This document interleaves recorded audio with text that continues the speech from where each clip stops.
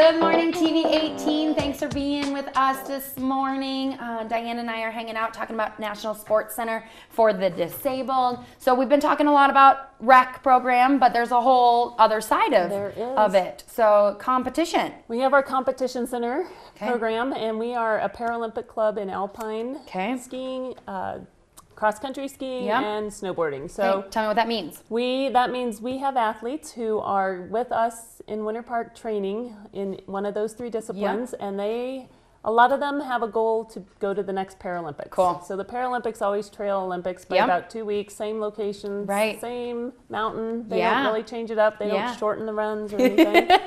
So, and then there's another group within that competition center that just want to be on the team. They want to challenge themselves. They want to say, how good can I be? You know, maybe I'll make it to this competition, maybe I won't. There's a lot of local competitions here in the state, as well as Canada, Europe, you know, so depending how well they're doing and how they're feeling and how they're funded, then they get to travel. Cool. So yeah, we have about, I think, 50 athletes this year. So.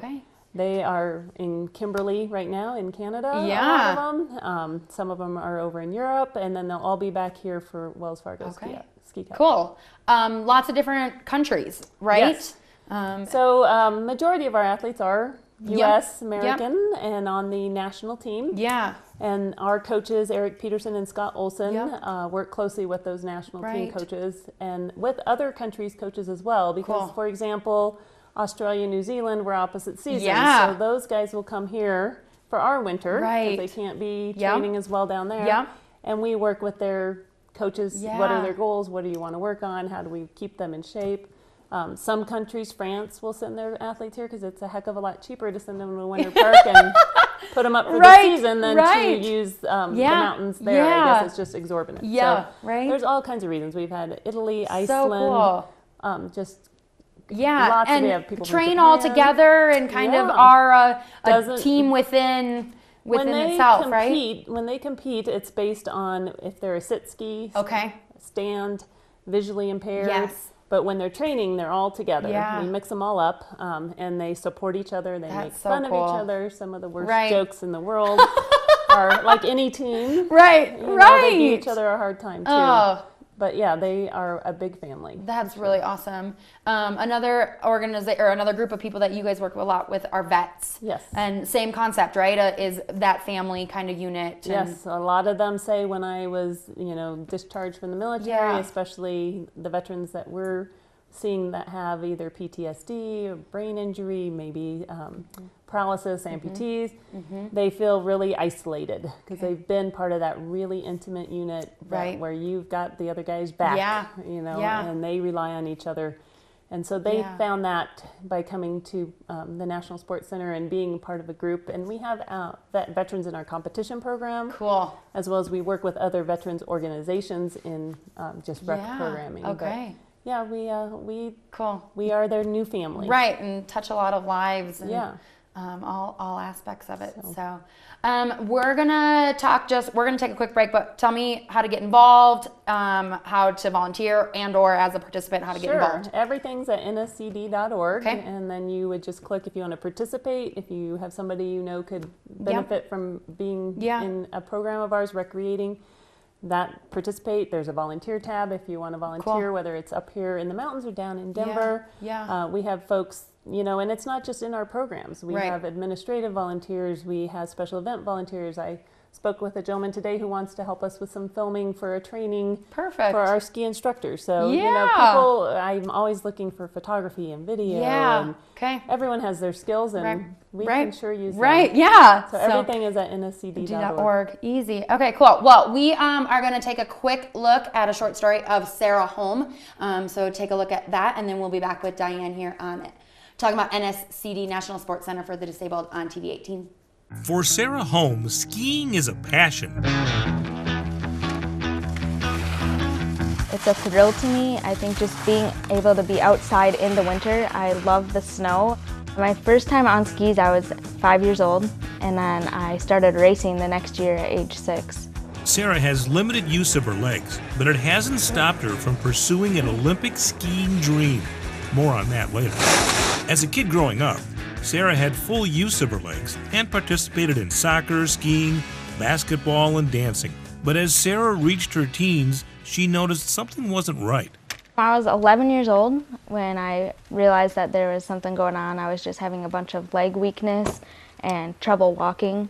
And that's when I went in to see a neurosurgeon and orthopedic surgeon to figure out why I was having the leg weakness. And that's when they discovered the tumor on my spine. Sarah had surgery to remove the tumor, but by age 15 it grew back, and she lost more function in her legs. And that's when I went back to see Dr. Iskandar and had another MRI, and that's when they saw that the tumor had reattached to the spine. Those types of tumors are difficult to resect completely because you can lose function. And then scar tissue forms, and the spinal cord starts to pull on the scar. It's called the tethered cord. So what happens with these situations is that the cord keeps on retethering year after year. And in her particular situation, the tumor kept growing as well. So she ended up needing 2 or 3 other operations. Dr. Benny Iskandar, a pediatric neurosurgeon at American Family Children's Hospital in Madison, knew that each time the tumor would grow back, Sarah would need surgery, and each time she'd lose more function in her legs. So he offered her an alternative to multiple surgeries. Dr. Iskandar suggested a procedure that he had never done on anyone that wasn't already completely paralyzed, and that was to sever the spinal cord, which is called a cordectomy, and he would sever it at the site of the tumor. So we decided to really go for broke and completely separate the mass from the spinal cord, with the possibility that this could give her a little bit of worsening in her foot function. If they didn't sever it, it would just keep reattaching or just growing bigger at the part that it was attached to, and eventually, if it wasn't taken care of, it would paralyze me.